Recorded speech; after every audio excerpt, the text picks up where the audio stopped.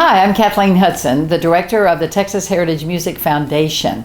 I started this foundation in 1987, and one of our major projects at that time was the Jimmie Rodgers Jubilee.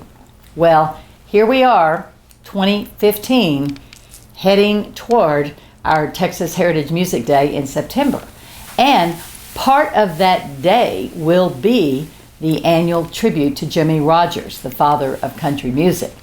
Now, I want to tell you a couple of Jimmie Rodgers stories, and I want to tell you a little bit about some local venues. So, first, Jimmie Rodgers.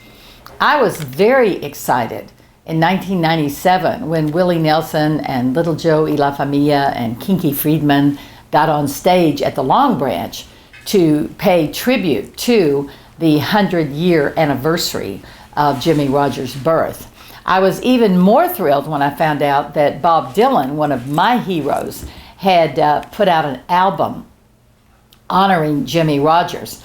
And this album I've been playing incessantly for some reason. I just got back from California to a conference and I played the album in my car day in and day out. I'm now heading to Spain, and I'll be there through July 20th, and guess what? 2 Bob Dylan shows. And Bob Dylan's playing in Madrid and in Granada, and the band opening is a band that I have done some research with, a band I'm interviewing. Yeah, it's all business, and they're called Los Lobos. Steve Berlin of Los Lobos produced the album by Los Tex-Maniacs, which has one of my favorite songs, one of my new favorites, Down in the Barrio.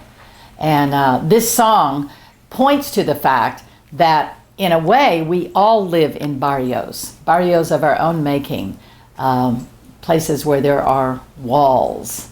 So, that's a little bit of my Bob Dylan story. This is currently the album that's been playing at my house, 2006, Modern Times. Now, Bob Dylan has an ongoing connection with Texas. Charlie Sexton is playing guitar with him on the road for many years. Charlie Sexton from Austin, Texas. Also, Kinky Friedman toured with him on Rolling Thunder Review. Bob played Pancho and Lefty at one of his Austin shows by Townes Van Zandt. There is a story that Bob was interested in actually recording with Townes Van Zandt, but there definitely was a connection there.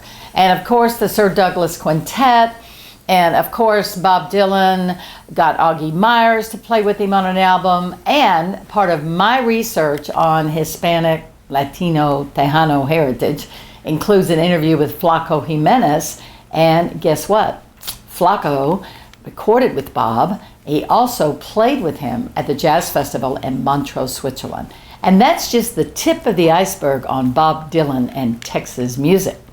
Now, for the local venues, going from underground at Azul's to the corner for the Watering Hole, where my favorite band, Someone Like You, plays every Thursday night, going out to Roddy Tree on the way to Hunt, and hearing all the spectacular music that Keith brings in, all the shows that are coming up, all the special shows.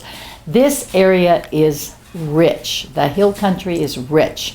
And one last invitation. Put September 24th on your calendar.